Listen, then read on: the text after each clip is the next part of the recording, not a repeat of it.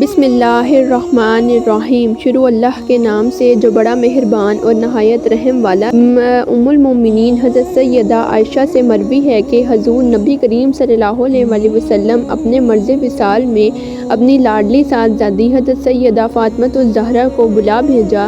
جب حضرت سیدہ فاطمۃ الزہرا آپ صلی اللہ علیہ وسلم کی عیادت کے لیے تشریف لائیں تو آپ صلی اللہ علیہ وسلم نے ان کے کانوں میں کچھ کہا جس پر وہ رو پڑی۔ پھر دوبارہ آپ صلی اللہ علیہ وسلم نے ان کے کانوں میں کچھ کہا تو وہ مسکرا پڑی۔ میں نے حضرت سیدہ فاطمۃ الزہرا سے اس بارے میں دریافت کیا تو وہ ٹال گئیں۔ جب حضور نبی کریم صلی اللہ علیہ وسلم کا وصال ہو گیا تو میں نے حضرت سیدہ فاطمۃ الزہرا سے ایک مرتبہ پھر اصرار کر کے دریافت کیا تو انہوں نے فرمایا کہ حضور نبی کریم صلی اللہ علیہ وسلم نے سب سے پہلے مجھے اپنے وصال کی خبر دی، جس کو سن کر میں رو دی۔ پھر آپ صلی اللہ علیہ وسلم نے مجھ سے فرمایا کہ تم جنت کی عورتوں کی سردار ہو اور میرے اہل میں سب سے پہلے تم مجھ سے ملو گی، جس کو سن کر میں مسکرا دی۔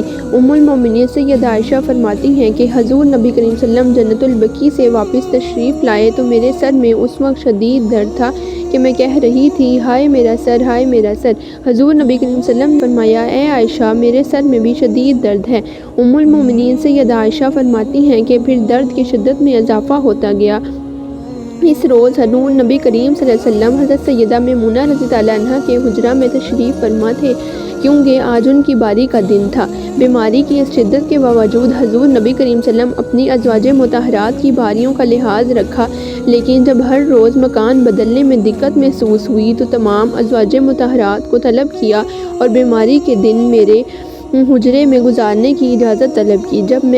جب سب نے خوشی سے اجازت دے دی تو آپ رضی اللہ عنہ میرے حجرے میں تشریف لے آئے اور بیماری کی وجہ سے شدید کمزوری تھی، اس لیے حضرت سیدنا فضل بن عباس اور سیدنا علی ابن طالب رضی اللہ عنہ کندھوں کا سہارا لے کر حضور نبی کریم صلی اللہ علیہ وسلم تشریف لائے۔ قدم مبارک نکاحت کی وجہ سے زمین کے ساتھ گھسٹ رہے تھے۔ ام المومنین سیدہ عائشہ فرماتی ہیں کہ بیماری کے ایام میں حضور نبی کریم صلی اللہ علیہ وسلم نے فرمایا، اے عائشہ میں اس کھانے کا درد آج محسوس کر رہا ہوں جو میں نے خیبر میں کھایا تھا۔ اب مجھے محسوس ہو رہا کہ اس زہر کی وجہ سے میری رگیں دل کٹ رہی ہے۔ ام المومنین سیدہ عائشہ فرماتی ہیں کہ بیماری کے دوران حضور نبی کریم صلی اللہ علیہ وسلم نے مجھ سے دریافت کیا، اے عائشہ وہ دینار کہاں ہیں؟ ام المومنین سیدہ عائشہ فرماتی ہیں میں فوراً اٹھی اور 8 دینار جو رکھے ہوئے تھے لے آئی۔ حضور نبی کریم صلی اللہ علیہ وسلم ان دیناروں کو اپنے ہاتھ میں کچھ دیر دیکھتے رہے، پھر فرمایا، اے عائشہ اگر میں یہ دینار اپنے گھر چھوڑ کر اپنے رب سے ملاقات کروں تو میرا رب فرمائے گا میرے بندے کو مجھ پر اعتماد نہیں تھا، تم انہیں فوراً مساکین میں تقسیم کر دو۔ ام المومنین سیدہ عائشہ فرماتی ہیں کہ میں نے گھر میں جو آخری پونجی تھی اسے نکال کر مساکین میں تقسیم کر دیا۔ ام المومنین سیدہ عائشہ فرماتی ہیں کہ مجھ پر اللہ عز و جل کے بے شمار احسانات ہیں، ان میں بڑا احسان یہ ہے کہ حضور نبی کریم صلی اللہ علیہ وسلم میرے حجرے میں اور میری باری کے دن میرے سینے اور گردن کے درمیان وصال فرمایا۔ اللہ نے میرے لعاب دہن اور حضور نبی صلی اللہ علیہ وسلم کے لعاب دہن کو آپس میں ملا دیا، وہ اس طرح کہ اس دن میرے بھائی حضرت عبد الرحمن رضی اللہ عنہ میرے گھر آئے اور ان کے ہاتھ میں مسواک تھی۔ حضور نبی کریم صلی اللہ علیہ وسلم کو اپنے ساتھ ٹیک لگائے بیٹھی تھی۔ میں نے دیکھا حضور نبی کریم صلی اللہ علیہ وسلم حضرت عبد الرحمن کی طرف غور سے دیکھ رہے ہیں۔ میں سمجھ گئی کہ حضور نبی کریم صلی اللہ علیہ وسلم مسواک کرنا چاہتے ہیں۔ ام المومنین سیدہ عائشہ فرماتی ہیں میں نے عرض کیا، اگر حکم ہو تو حضور نبی کریم صلی اللہ علیہ وسلم کے لیے عبد الرحمن سے مسواک لے لوں۔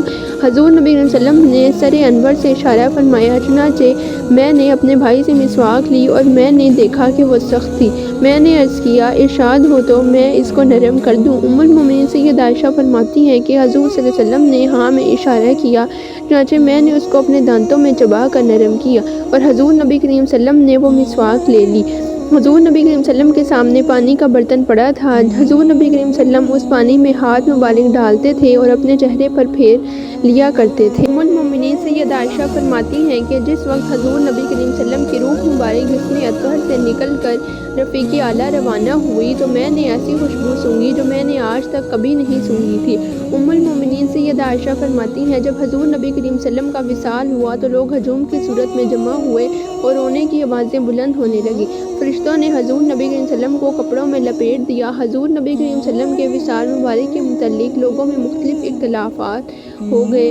بعض نے حضور نبی کریم صلی اللہ علیہ وسلم کی موت کو جھٹلا دیا، بعض گونگے ہو گئے اور طویل مدت کے بعد بولنا شروع کیا، بعض لوگوں کی حالت خراب ہو گئی اور وہ بے معنی باتیں کرنے لگے، بعض حواس باختہ ہو گئے اور بعض غم سے نڈھال ہو گئے۔ حضرت سیدنا عمر فاروق ان لوگوں میں سے تھے جنہوں نے حضور نبی کریم صلی اللہ علیہ وسلم کی موت کا انکار کر دیا تھا۔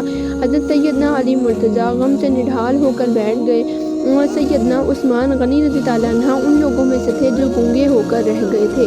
حضرت سیدنا عمر فاروق نے اپنی تلوار نیام سے نکالی اور اعلان کیا کہ اگر کسی نے کہا کہ حضور نبی کریم صلی اللہ علیہ وسلم کا وصال ہو گیا ہے تو میں اس کا سر قلم کر دوں گا۔ حضور نبی کریم صلی اللہ علیہ وسلم بھی حضرت موسیٰ علیہ السلام کی طرح 40 دن کے لیے اپنی قوم سے پوشیدہ ہو گئے ہیں اور 40 دن بعد واپس لوٹ آئیں گے۔ حضرت سیدنا ابوبکر صدیق رضی اللہ عنہ جو اس وقت بنی حارثہ میں بن خجریت میں موجود تھے، انہیں جب حضور نبی کریم صلی اللہ علیہ وسلم کے وصال کی خبر ملی تو فوراً تشریف لائے اور حضور نبی کریم صلی اللہ علیہ وسلم کے ماتھے کا بوسہ لیا اور عرض کیا، یا رسول اللہ، میرے ماں باپ آپ صلی اللہ علیہ وسلم پر قربان ہوں، آپ صلی اللہ علیہ وسلم واقعے میں وصال فرما گئے ہیں۔ پھر حضرت سیدنا ابوبکر صدیق صحابہ کرام کے پاس باہر تشریف لائے۔